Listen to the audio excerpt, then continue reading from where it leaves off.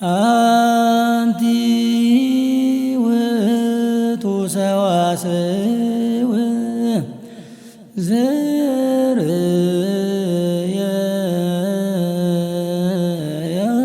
زريا قل مدر زي بس كسماي وملايت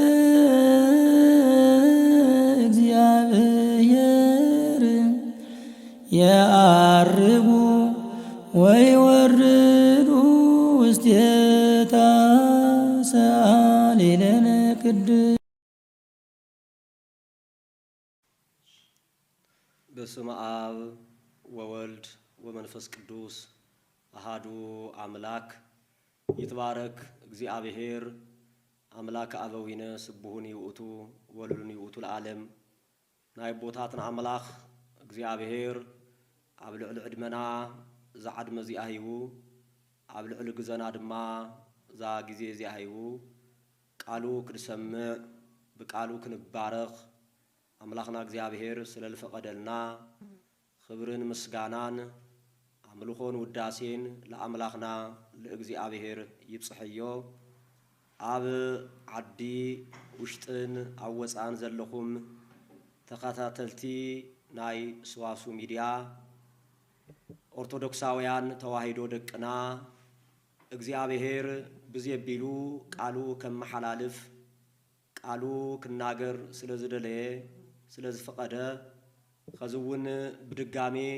እግዚአብሔር አምላክ ልተኸበረን ልተመስገነን ይሁን ናይነና ቅድስት ድንግል ማርያም ጣዕማ በአንደበትና ፍቅራ ድማ ብልቦናና የንበረልና ከም እግዚአብሔር ሰናይ ፍቃድ አሐና ዘይ ምፍላጥና አይናሞ ንፈልጥ ዘምህረና ዝግስጸና ዝመኽረና ሚስጥሩ ድማ ዝገልጸናን ዘብረህልናን እግዚአብሔር ስለዝኾነ አነ ዘምህረሉ ርቱ አንደበት ንስኻቱም ድማ እትሰምዑሉ እዝነ ልቦና አምላክና እግዚአብሔር ይግለጸልና እግዚአብሔር ብረድኤት ምስኹላትና ይኹን እግዚአብሔር ተፈቂዱልና ኣብ ወንጌል ሉቃስ ምዕራፍ 1 ፍቅዲ 42 ተመዝገበ ናይ እግዚአብሔር ቃል ክንምልከት ኢና ምእመና ብሩክት አንቲ እምአንስት ንስኺ ካብ አንስቲ ዝተባረክ ኢኺ ቅድስቲ ኢኺ ንእርቲ ኢኺ ብዝብል ኃይለ ቃል መሰረት ብምልዓል እግዚአብሔር አምላክ ከምህረናን ሚስጥሩን ክልገልጸናን ናዩ ቅዱስ ፍቃድ ይሁነልናን አውዚ ሒዝናዮ ዘለና ርእሲ ሰለስተ ዓበይቲ ቁም ነገራት ክንምልከት ኢና ምእመናን ሓደ ኣብዚ ርእሲ ውሽጢ መን ንመን ከም ዝተነገረ ክንርኢን ክንምልከት ኢና እቲ ካልኣይ ንስኺ ካብ አንስቲ ዝተባረክ ኢኺ ዝተባሃለትሉ ምኽንያት እንታይ እዩ መጽሐፍ ቅዱስ መሰረት ብምግባር ክነብራህርሂና እቲ ሳልሳይ ካብዚ ርእሲ ውሽጢ እዚ ንሕና ክንመሃሮን ዝግበአና ክንጭብጦ ዝግበአና ቁም ነገራት ተመልኪትና ንርኢናን ትምህርትና ከም ናይ እግዚአብሔር ሰናይ ፍቃድ ክነጠቃልል ኢና እግዚአብሔር ብረድኤት ምስኹላትና ይኹን እዚ ቃል እዚ ብርኽቲ ኢኺ ቅድስቲ ኢኺ ኢላ ዘመስገነታ ቅድስ ኤልሳቤጥ እያ በረከታ ምስኹላትና ይኹን ልመን ልንጽይተ ንጹሃን ለቅድስተ ቅዱሳን ለብጽይተ ብፁዓን ድንግል ማርያም እያ በረከታ ምስኹላትና ይኹን ናይነና ናይ ቅድስት ድንግል ማርያም ኤልሳቤጥ ዝቃል እዚ ተናጊራቶ ኤልሳቤጥ መንያ መጽሐፍ ቅዱስ ይነግረና ኣብ ሉቃስ ወንጌል ምዕራፍ 1 ፍቅዲ 7 ወክልኤሙ ጻድቃን እሙንቱ በቅድመ እግዚአብሔር ወይሃውሩ በኩሉ ትእዛዙ ወህጉ ለእግዚአብሔር ዘእንበለ ነውር ወንጹሃን እምንቱ ክልቲኦም ከዓ ኣብ ቅድሚ እግዚአብሔር ብኩሉ ትእዛዙን እግዚአብሔር ሕግጋቱን ብዘይነቀፋ ዝመላለሱ ጻድቃን ነበሩ ኣብ ቅድሚ እግዚአብሔር ጻድቃን ነበሩ ኣብ ቅድሚ እግዚአብሔር ሐቀኛታት ነበሩ ብዘይ ነውርን ብዘይ ነቀፋን መንን ካህኑን ዘካርያስን ቅዱስ ኤልሳቤጥን ኣብ ቅድሚ ሰብ ይኮነ ይዝብለና ዘሎ ምእመናን ኣብ ቅድሚ ሰብ ክነምስል ንኽእል ኢና ኣብ ቅድሚ እግዚአብሔር ብሕጉን ብትእዛዙን ዝምርሑ ዝነበሩ ቅዱሳን ጻድቃናት እዮም ካብ ትእዛዝ እግዚአብሔር ዘይወፁ ብሕጉ ዝነበሩ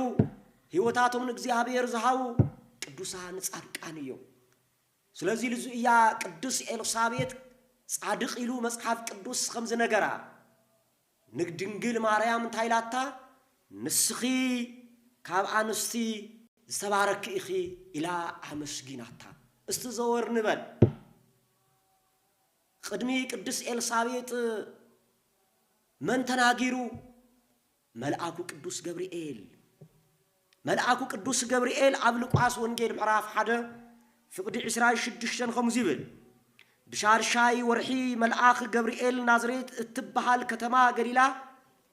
ካብ ዓሌት ዳዊት ዝኾነ ዮሴፍ ንዝተባሃለ ሰብ ናብ ዝተሓፀየት ናብ ሓንቲ ድንግል ካብ እግዚአብሔር ተልአኸ ስማታ ድንግል ከዓ ማርያም ይበሃል አስተውዕሉ ካብ እግዚአብሔር ተልአኸ ካብ ሰማያ ዝወረደ መልአኩ ቅዱስ ገብርኤል ናብነና ናብ ቅዱስ ድንግል ማርያም መጸ ድንግል ይልዋ ስማ ድማ ጠቂስዋ ስማ መን ይልዋ ማርያም ይልዋ ብዙሓት ደናግል ስለ ዘለዋ ካፍተን ደናግል ክፈልስ ስለ ዝደለየ ስማ መን ይልዋ ማርያም ይልዋ ስለዚህ ኣብ ሻልሻይ ወርሒ እዩ ዝብለና ዘሎ ብሻልሻይ ወርሒ መልአኩ ቅዱስ ገብርኤል መጸ ካብ መን ተላኢኹ ካብ እግዚአብሔር ተላኢኹ ብሻልሻይ ወርሒ ኢሉ ልጠቅሰናን ዝነግረናን ዘሎ እንሆ ቅዱስ ካህኑ ዘካርያስ ካብ ልሰምዐሉ ናይ ዮሐንስ ጽንሰት ንቅዱስ ኤልሳቤጥ ካብ ለብሰራ ካው ቆፂሩ ሻልሻይ ወርሒ ዝብለና ዘሎ ስለዚህ ኣብ ሻልሻይ ወርሒ ካብ እግዚአብሔር ተልአኸ መልአኩ ቅዱስ ገብርኤል ናብ ሓንቲ ገሊላ ናብ ድንግል ማርያም መጸ ናብ አድማ አተወ ክብለና ተሎ ስፍራ እዩ ዘመላኽ ዘሎ አተወ ክብለና ተሎ ድማ ባህርያ ገይሩ ናዩ ባህሪ ገይሩ ብሰብ ተመሲሉ መልአኩ ቅዱስ ገብርኤል አተወ ላመን ላብነና ላብ ቅዱስ ድንግል ማርያም እቲ መልአኽ ናብታ ንሳ ዘላቶ አትዩ ከምዚ በላ ኦ መልእተ ጸጋ ይልዋ ናይ መጀመሪያ ሰላምታ ናይ መልአኩ ናይ ቅዱስ ገብርኤል ሰላምታ ካብ እግዚአብሔር ሒዝዎ ዝመጸ ሰላምታ ለድንግል ማርያም ኦ መልእተ ጸጋ ደስ ይበልኺ መልእተ ጸጋ ሙሉአ ጸጋ ዝበዝሐኪ ብዘይ ምጉዳል ማለት እዩ ካብ ናይ ነቢያት ጸጋ ናይ ድንግል ማርያም ጸጋ ይበልጽ ነቢያት ክወርድዩ ክውለድ ኢሎም ተተንብዮም እነና ቅዱስ ድንግል ማርያም በአፈ ነቢያት ዝተተነበየ በመዝሙር ለተዘመረ በምሳሌ ለተመሰለ እነና ቅዱስ ድንግል ማርያም ግን ወሊዳቶ ስለዚህ ካብ ናይ ነቢያት ጸጋ ናይነና ናይ ቅዱስ ድንግል ማርያም ጸጋ ይበልጽ ካብ ናይ ሐዋርያት ጸጋ ናይነና ናይ ቅዱስ ድንግል ማርያም ጸጋ ይበልጽ ለምንታይ ሐዋርያት ካብ ሰማያ ዝወረደ ካብነና ካብ ቅዱስ ድንግል ማርያም ዝተወለደ አምላኽነቱ አበርባዕትዩ አንፈስ ዘይሮም አምላኽነቱ ሰቢኾም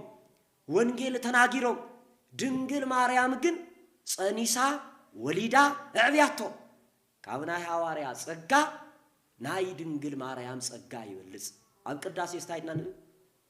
ተወ ምሕረት ለሚካኤል ወብስራት ለገብርኤል ወሀብተ ሰማያት ለማርያም ድንግል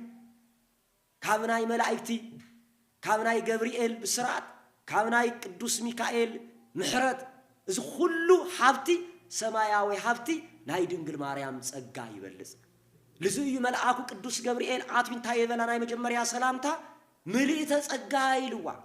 ቀጽይር ኸታይልዋ ደስ ይበልኺ ይልዋ ተፈሲ ፍሲት ኦ መልእተ ጸጋ ደስ ይበልኺ ካብ ደቅ ሰባት ሓጎስ ተፈሊ ነይሩ ሓጎስ ልሒቁና ነይሩ بدنجل ماريام أبيلو جن حاجوسنا تبصيرو دسي بالنا ميمنان حاجوسنا تبصيرو دسي بالخي لوا دسي بالخي كل سب بخاي نيرو كل سب بس بيسو نيرو فاريسو نيرو وديقو نيرو لحمش تشحن حمش تبيت الزمانات أبحزن نيرو بدنجل ماريام جن بملعقو بقدوس جبريل جن دسي بالخي وا دس تامالت ونجيل مالتي أرثوذكساويان ሊቃውንት ተዋሂዶ ለሰብኹ መልአኩ ቅዱስ ገብርኤል ናይ መጀመሪያ ወንጌል ሰባኺሎም ይቅምጥዎ ቶም ሐቀኛታ ሰበኽቲ እቶም ተዋሂዶ ለሰብኩ መልአኩ ቅዱስ ገብርኤል ናይ መጀመሪያ ወንጌል ሰባኺ ወንጌል ማለት ብስራት ማለት እዩ ወንጌል ማለት ሓጎስ ማለት እዩ እዛ ሓጎስ ሒዙ እዩ መልአኩ ቅዱስ ገብርኤል ናብነና ናብ ቅዱስ ድንግል ማርያም ደስ ይበልኽ ዝበላ እሲሉ ሱቅ ይበለን السوق يبلن እግዚአብሔር مساخ እዩ እግዚአብሔር ምስልየቺ እግዚአብሔር مساخ እዩ ካፍቶም ሰለስተ አካላት ሓደ አካል ክትወልዲ ግበአክ እዩ ካፍቶም ሰለስተ አካላት ሓደ አካል ወልድ አማይ ጸንኺ ከሐድርዩ ክትወልዱ ይኽ ክትጸንስዩ ይኺ ታይልዋ እግዚአብሔር مساخ እዩ እግዚአብሔር ምስለች ምስበላ ታይሉ ንስኺ ካብ አንስቲ ዝተባረክ ኢኺ በላ ብነብያት ትንቢት ብመላእክት ተልእኮ ደስ ይበልክ ምስበላ ቀጽል ታይሉዋ ብሩክት አንቲ አንስት ካብ አንስቲ ዝተባረክ ኢኺ ዝተቀደስ ኢኺ ተባልከቱ አቀዲሙ መልአኩ ቅዱስ ገብርኤል እዩ برختي خزبلا قدستي خزبلا نرتي خزبلا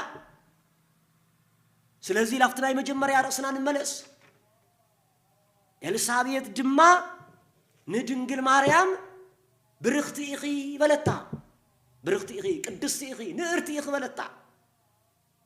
እንሆ እነና ቅድስ ድንግል ማርያም በመልአኩ በቅዱስ ገብርኤል ብስራት መስምዐት ዕለቱ ወዲያውን ናብ አይነ ከርም ወይም ድማ ናፍታ ዓውይ ተራራ ይሁዳማ ተራራ ኸደት ይዝብል ንምንታይ ኸይዳ ለሰለስተ ነገር ይብሉ ሊቃውንት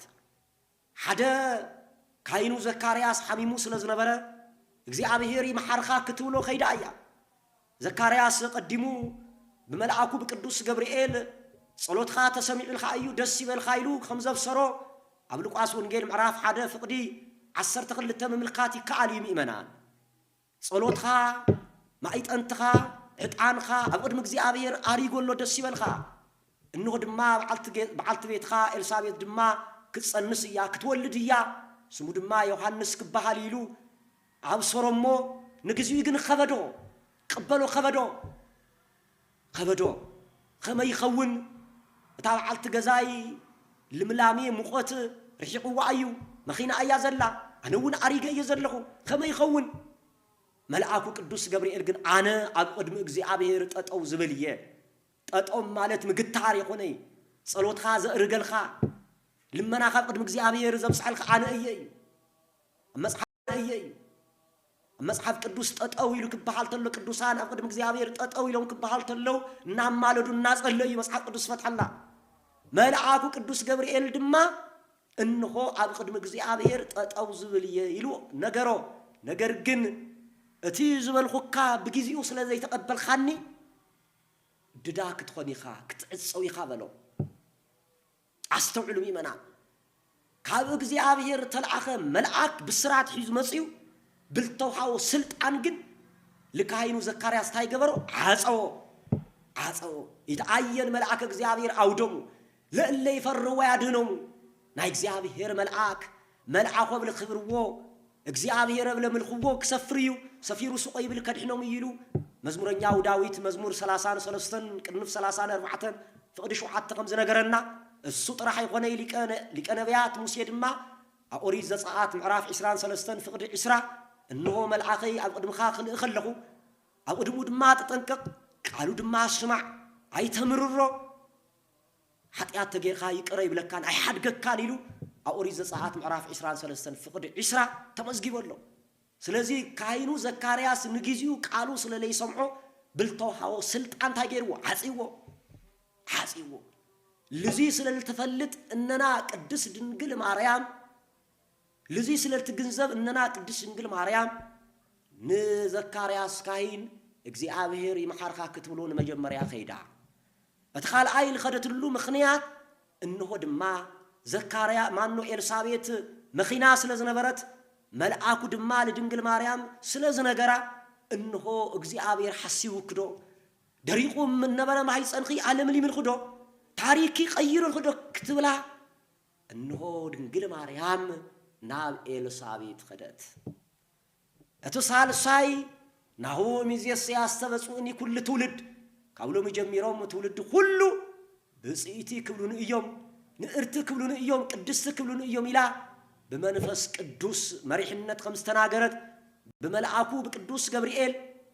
በኤልሳቤት ድማ ማይጸን ዘሎ አብከርሲ ኤልሳቤት ዘሎ ክምስገን ነገራት በሰለስተ ይጸንዕ ኢሎም መጽሐፍ ከምዝነግረና ሁሉ እንሆ ድማ በመንፈስ ቅዱስ በኤልሳቤት ክትምስገን ነገር ሁሉ በሰለስተ እንትን ክትጸንዕ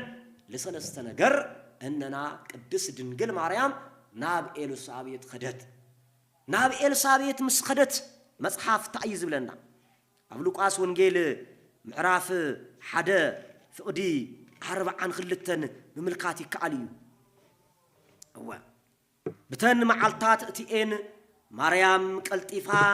ኣብ እምባታት ይሁዳ ናብ እትርከብ ሓንቲ ከተማ ደየበት ናብ እንዳ ዘካርያስ አትያ ድማ ንኤልሳቤጥ ሰላም በለታ አስተው ድንግል ማርያም ሰላም ይያልት ሰላም ሰላም ናይ ሰላም አምላክ ናይ ሰላም ንጉስ አማይ ጸና ስለዘሎ ሰላም በለታ ሰላም ኤልሳቤጥ ቃላ ሰላምታ ማርያም مسمعت اتهصان اما يصنا تنسراسر استوعلوا يبنا ناي من سلامتا مسمعت ناي دنگل مريم سلامتا مسمعت انا فراص اقال مستكرس هو اتوش ودش تشتورحي اب الصابيز زلو حصان تسراسر سجده ابوتاتنا حواريات بسينودوسوم سجده يلمولو ቅዱስ ያሬድ ድማ አውድጉ ሰገደ ይልወሎ ዮሐንስ ሰገደ ወስተከርሰ እሙይሉ አምጽ ይወሎ እሱ ጥራህ ይሆነይ ቅዱስ ያሬድ ከመሳጥር خሎ እንታይ ይዝብል ሰገደ ወልደ መካን ለወልደ ድንግል ሰገደ ወልደ መካን ለወልደ ድንግል ናይ መካን ኤልሳቤጥ ውላድ ዮሐንስ ንድንግል ማርያም ውላድ ንክርስቶስ ሰገደ ወደ እንደ ወርሒ ወዲ 6 ወርሒ ታይ ድምጽ መስምዓት ናይነና ናይ ቅድስ ድንግል ማርያም ሰላምታ መስምዓት ሰገደ ናይ ድምጽ መስምዓኹ ናይ ሰላምታ መስምዓኹ አማይ ጸነይ ዘሎ ህፃን ሰገደ ንኤልሳቤጥ ድማ መንፈስ ቅዱስ መልአ መንፈስ ቅዱስ ለአይለ ኤልሳቤጥ አብልዕሊ ኤልሳቤጥ ድማ መንፈስ ቅዱስ መልአ ታይ ማለት መንፈስ ቅዱስ መልአ ማለት ምእመናን መንፈስ ቅዱስ ተፈልይዋ ማለት አይኮነን ታይዳ ለድንግል ማርያም ለተመስግነሉ ሚስጥር ገለጸላ ስራህ ከስራህ አደለየ መንፈስ ቅዱስ ሐቅ ስለዝገልጽ ለቅዱሳን ስለዘخبር ንሰማይታት ናምግዳል ልሰድድ ንጻድቃን ላብገዳም ሰድድ حق سلل مسكر ملأ منفس قدوس لعيل إلسابيت عابل علي إلسابيت منفس قدوس ملأ منفس قدوس لا تايب بلا تايز بلا منفس قدوس عابل علي إلسابيت منفس قدوس مسملأ خمزيلا لدنجل مريم أمسجنت بعبي دمسي كلهات بعبي دمسي خمزي بلد نسخي كاب أنستي استبارك إخي وصلنا سعيد نسخي كاب أنستي استبارك إخي كاب أنستي استفلخ إخي برختي إخي قدستي إخي بصيتي إخي من الناجروا منفس قدوس استوعلوا يمنع زتصور مستر منفس قدوس يجلس عب قداماي قرنطوس معراف لتفقد 10 تملكتو منفس قدوس حكي يجلسي لتحابي مستر يجلسي عب إلسابية زحدر منفس قدوس لدنجل مريم زمسجني لدنجل مريم برخت زبلي الصوت راح يقوني نسخي استبارك إخي بروكت أنتي إم أنس وبروك فريك نسخي استبارك إخي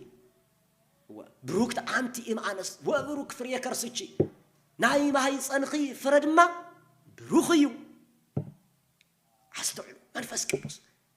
ناي قويتا إنه تكون أي تكون من أرد من نجر الله من جلس الله منفس قدوس نبايك تمسي خما يخون اللي من تنو أنا تمسي هذه مول أجزاء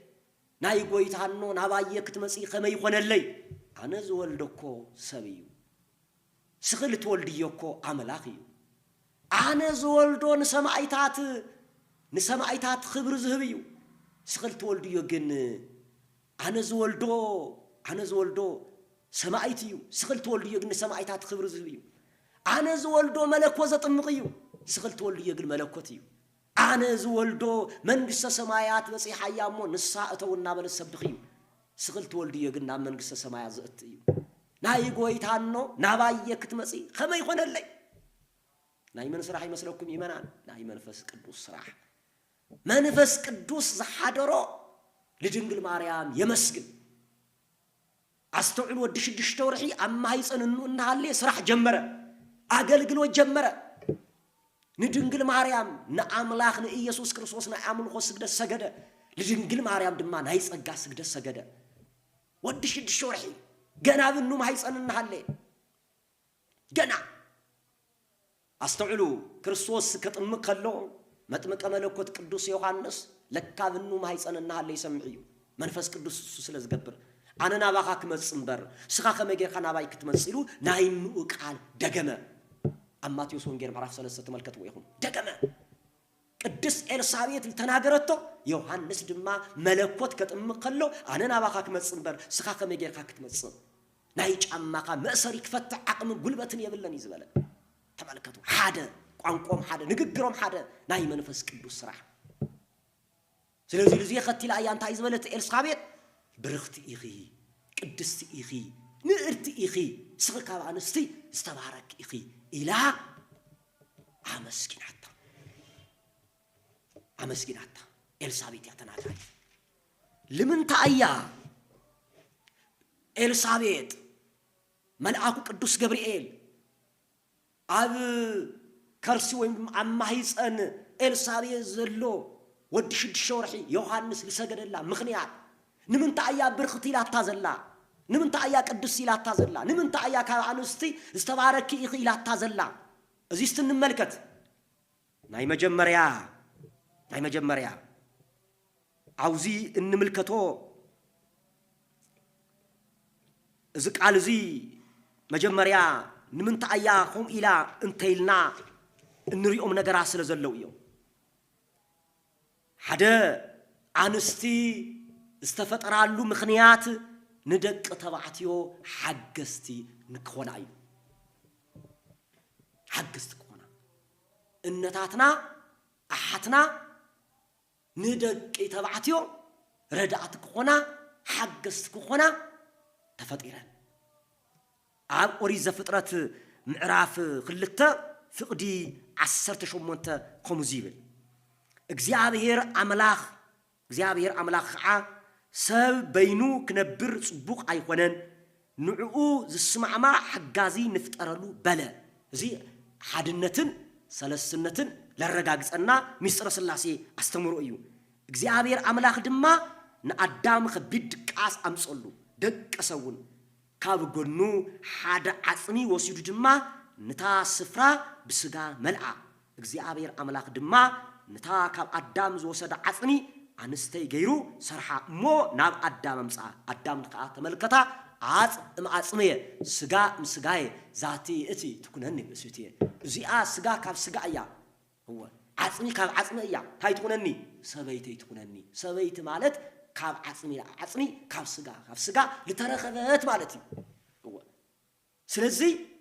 ناي مجمريا فطرت إننا حيوان حجازيت كتخون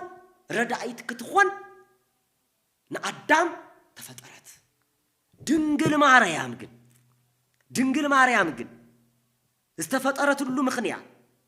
استفطرت له مخنيا عالم بقى مأنتن كدحن دنجل ماريام تفطرت عالم بقى كدحن عالم بقى كفوس عالم بصلما زنبره بقى كبره تملكتوا نودع حجاز يخونة دنجل ماريام تفطيرا انت هيدا عالم كله بقى كدحن مخنيات الدحن تعاصيا زنبرت جنت انتي وقتو تصفاو لعدام اما يسدد مجنت بحرياقوس سخينا عدام تصفا يخيلو اب قداسيو خمس نغرنا كله تصفا خوينا ووتو خوينا توايباتنا هيوان عدام حجازي خوينا كم تفطرت كله داغماويت هيوان اننا قدس دنجل مريم دما نعالم كله مخنيات دحين كتخون اغزيابير قديمو ازغاجه ادالوا فطرا لزئيا قدس ኤልሳቤጥ سخي كاب انسي تايغيلات الله برختي اخي قدسي اخي نئرتي اخي ازي مسارت بمغباريا اننا قدس ኤልሳቤጥ برختي اخي الى تمسغنا زلا اتخال اي مخنيات سبيتي ناي سحتت مخنيات نيرا ناي مجمريا فطرت اننا هيوان ناي سحتت مخنياتيا ناي موت مخنياتيا كاب جنت موصعنا كاب اغزيابير مفلاينا مجمريا هيوانيا مصحف قدوس خمزي نغرنا قدوس باولوس اب قداماي تيموثيوس معراف 2 فقد 14 قدمي استفطر اداميو دحار خعا هيوانيا مو كابو خعا سبيتي ايا تتاليلا تزاز زطحاست انبر ادام ايتتاللن استوعلوا مجمريا استتاللت هج زطحاست هج እግዚአብሔር ከህግ እግዚአብሔር ዝወጸት ገነት ዘአክል ቦታ አምላክ ዘአክል ጎይታ 7 ዓመትን ሓደ ወርሕን 17 መዓልትን ዝነበሩላ ቦታ ብናይ ሄዋን ስሕተት ምኽንያት ካብ ገነት ወፂና ካብ ገነት ተባሪርና ድንግል ማርያም ግን ምኽንያት ድሒን ኮይናትና እመብርሃን ኮይናትና ናይ ብርሃን ገላጺት ኮይናትና داغم لجنة مأتوينا مخنيات بري خويناتنا قدوس إفريم من تعيزبل أب حموس وداسي ماريا تعاصو بهوان مخنيات جنة تعاصو تجنة وأنت ماريام دنجل ترولنا داغمة بنايوان مخنيات جنة تعاصو بدنجل ماريام دما داغم تايقوننا تخفتنا هيوان ذهبتنا اس ناي موت اسريرو دنجل مريم لهبتنا اسجن نا هيوت اسريرو زبلع سغاي وستي دمي وي وزل عالمي هايو سغاي لبلع دمي لستي ناي زل عالم هيوت اللو سغو كاب سماي لورد يكوني دمو كاب سماي تقدح يكوني ملكوت التوحادو كابننا كاب قدش دنجل مريم زنسوي استعلم ايمانا هيوان ذهبتنا لجنة موصينا مبارارينا نيرو كاب እግዚአብሔር مفلينا نيرو دنجل مريم ذهبتنا اسجن تسغون دمون ግን ዳግም ላብ ገነት እናት የሉ መንገድ ሆነና ስለዚህ ለዙያ ቅዱስ ኤልሳቤጥ ስኺ ተባረክ ኢኺ ቅዱስ ኢኺ ብጽኢት ኢኺ ንዕርቲ ኢኺ ትላዘላ ለዚህ መሰረት በመግባር መጽሐፍ አብ መጽሐፈ ሰለሞን ምዕራፍ 4 ፍቅዲ 7 كم مزمورات بالعلي مزمور كم مايلت بالعلي مايلت تباهيلو التصحفة أما هيلي زي سلمون معرف 4 فقد شوعته أتي فقرتي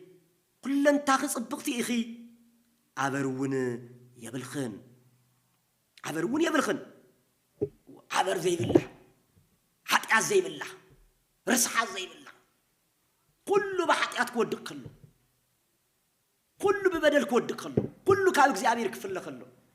إننا قدس دنقل مريم جن نسيت خونت قدس خونت اجزيام هير أقدموا لحريا أقدموا زقدسا زمرسا كله عبتن بيت إسحاق معرف 64 من ملخاتي كالي كله نا اجزيام هير خبر قديلو كلنا رخيصنا كلنا صدقنا كمناي مرقم شرق خوينو ناي مرقم شرق تحاطيو سلا ليصري إننا قدس دنگل ماريام ግን خمتو ሰለሞን ዘመስገና አበር ይብላን ርስሓት ይብላን ጥፋት ይብላን ነና ቅድስ ድንግል ማርያም ለዙእያ ቅድስ ኤልሳቤጥ ታይላታላ ካብንስቲ ዝተባረክ ኢኺ ብርክት ኢኺ ቅድስት ኢኺ ለዙእና حنا ብርክት ንብላ ዘለና አማቴዎስ ወንጌል ምዕራፍ 1 ፍቅዲ 21 وديك تولد إخي وديك تولد إياه نسون هزوك على حطياتهم كدهنهم إيو أمو سمو إيسوس كتبلو إياه سمون قبون تقلي صلى الله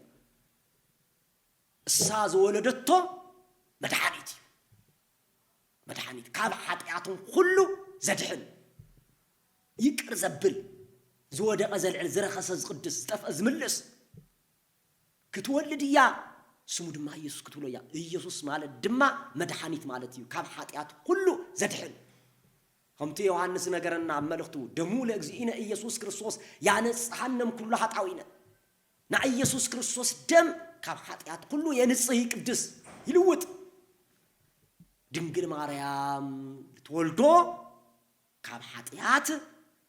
ዘርሕቅ ዝቅድስ እዩ بسنسلت بحطيا سنسلت التعصر زفتحيو زودق زلعلي يسترسع زستعوسيو كاب صلماتنا برخان زملسيو سلازي هيوان ناي مجمريا فطرت هيوان ناي سحتت ناي بدل ناي موت نيرا ድንግል ማርያም ግን ምክንያት ሆይና ናይ ህይወትን ናይ ብርሃንን ናይ ሐቀኛን መንገድ ሆይናትና ስለዚህ ኢና ኤልሳቤጥ ቅዱስ ገብርኤል بحبرت برخت إخي قدس إخي نصيت إخي زبل وازلو أتو سهل ساي دك أنستيو دنقل انت خوينن نو كونا أيخلال النو انت خوينن دما دنقل كونا أيخلال أستوعلو دنقل ماريام قل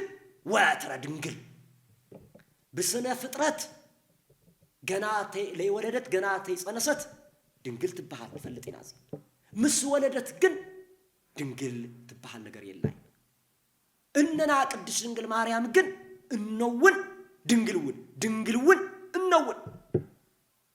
أفتن فيت إسحاق معرف شو عت فقدي 14 سلزي እግዚአብሔር بعلو ملكت كبكمي أنه دما دنقل كتصنسيا ودون كتولديا سمو دما አማኑኤል ላ ከተሰሙ ወያ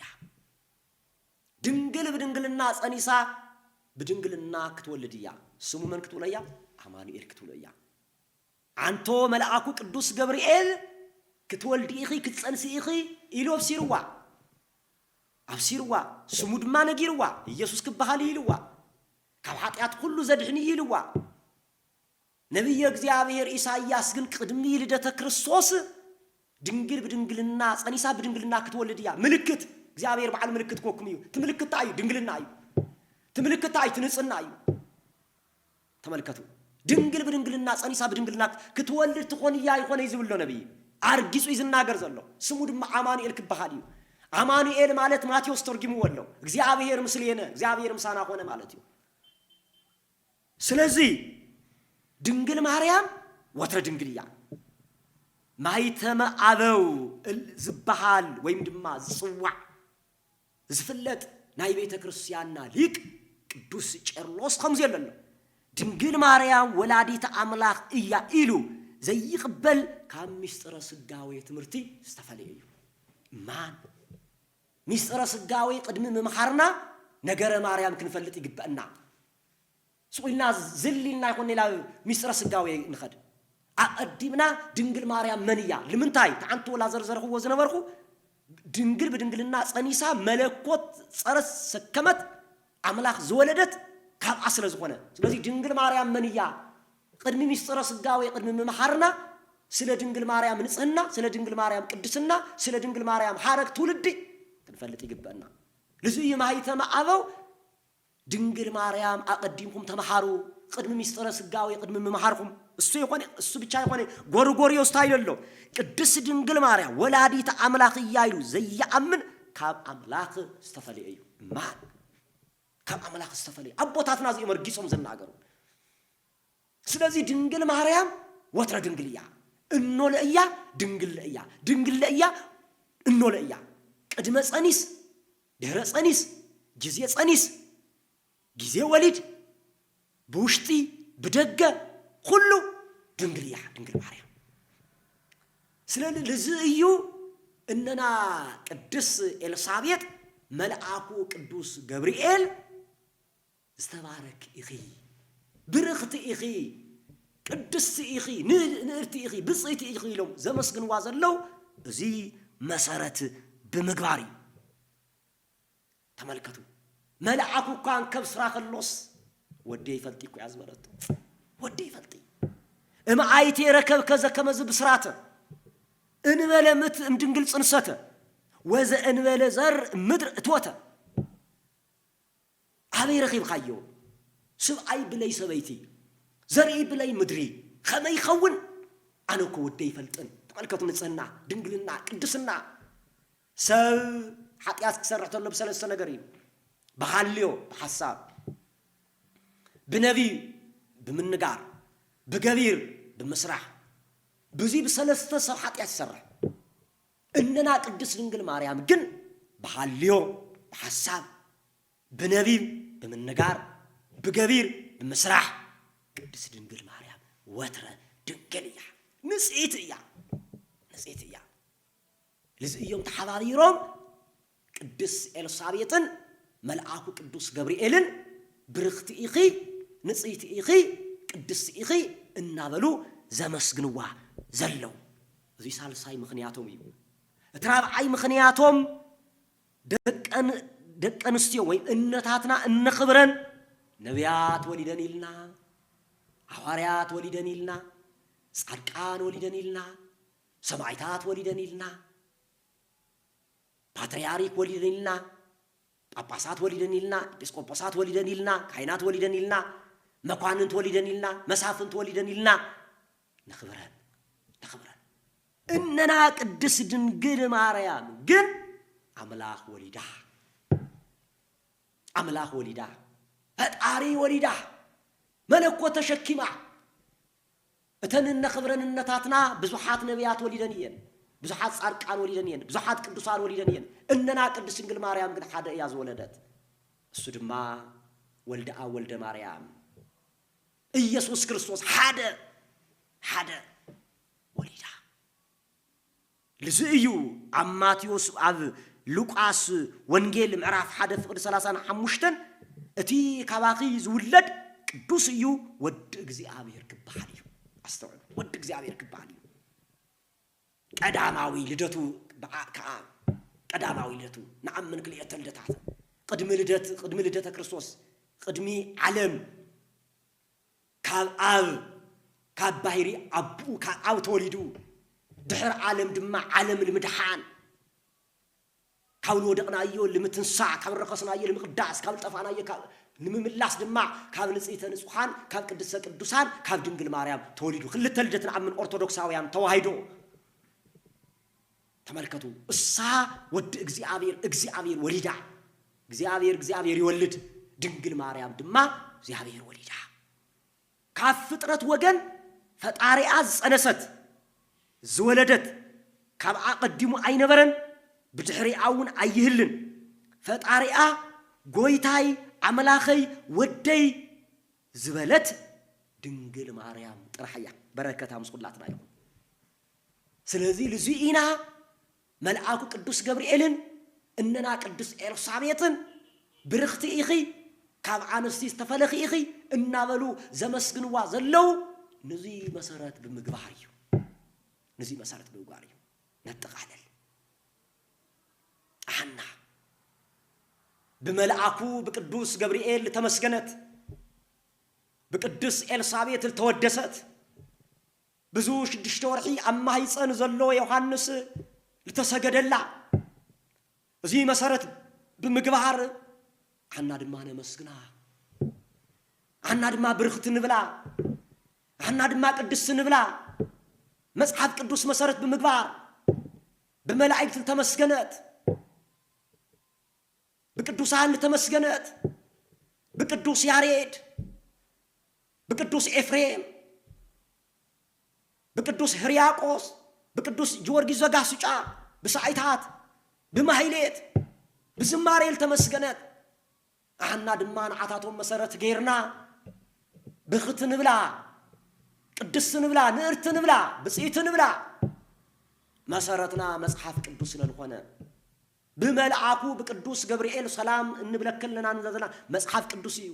መጽሐፍ ቅዱስ የለይሎም ልናገሩ ሰው መጽሐፍ ቅዱስ እዩ ካብ መልአኩ ለሰማዕናዮ ቃሊና እነ መስግና ዘለና ሚመና ካብ ቅዱስ ኤልሳቤጥ ካፍታ እግዚአብሔር ዘኽበራ ልዕል ዘበላ መሰረት ብምግባሪና ቅድስት ብጽኢት ንብላ ዘለና ድንግል ማርያም ክነልዕል ተለና ክርስቶስ ክነልዕል ተለና ድንግል ማርያም ክነልዕል ግድን እዩ ሚመናን እንኖል ዒልኻ ውላድ ዒልኻ እንኖ ይሕደግን አይደግን ክልትዮም በሓደ እዮም ቤተ ክርስቲያንና ትምህርታ ፍሉጥ እዩ እግዚኦ መሐረነ ክርስቶስ ንብል ቀጽልና ድማ በእንተ እግዝእትነ ማርያም ንብል አምንታይና የመጽሐፍ ቅዱስ ካብ እግዚአብሔር ተላአኸ መልአኩ ቅዱስ ገብርኤል በዘመነ ሄሮድስ እንታይ ዝበለን ዮሴፍ ሕፃኑን እንኖን ሒስኻ ህደም እኮ ይዝበሎ ሕፃኑ ጥራሕ ይኾነ ይዝበሎ እንኖን ሕፃንን እንኖን ተመልከቱ አይነጻጸሉን አይፈላለዩ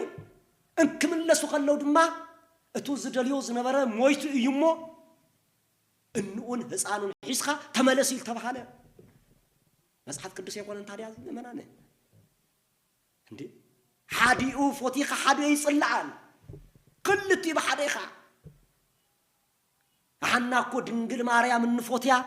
ክርስቶስ ስለዘርአየትና አማኑኤል ወሊዳ ስለዛሃበትና በአኮ ኢና ፈሊጥናዮ አማኑኤል ወሊዳ ይባትና ክርስቶስ ይባትና ኢየሱስ ይባትና ለዚና ኮነ ክብራን ነመስግና ዘለና ሚመናን ፈጣሪ እኮ ይበልና ያ አየ መለክና ያን እኮ ቤተ ክርስቲያን ትምህርታ ጠንቆ እዩ አይነ ምልኽን ለምለኽ እግዚአብሔር እዩ እግዚአብሔር ጥራሕ ለድንግል ማርያም ግን ነመስግና ለድንግል ማርያም ግን ንዝምረላ ለድንግል ማርያም ግን ንውድሰላ ንቶም ቅዱሳን ምስጋና ይግብኦም ይል ቅዱስ ጳውሎስ ነጊሩና ምስጋና ይግብኦም ይል ቅዱስ ጳውሎስ ነጊሩና ያ እዚ መሰረት በመግባር ያ ቤተ ክርስቲያን ሰዓሊ ለነ ቅድስት ብላ ዘላ ሰዓሊ ለነ ቅዱስ ለምንልና ትብላ ዘላ መጽሐፍ ቅዱስ መሰረት በመግባር እዩ መጽሐፍ ቅዱሳዊ አሰምሮ እዩ ቤተ ክርስቲያን መጽሐፍ ቅዱሳዊ ስለልኮነ ካውል ተፈለይ ትምህርት ስለዘይብላ ንጹር ስለልኮነ ትምህርታ መልእልተ ፍጡራን መትተ ፈጣሪ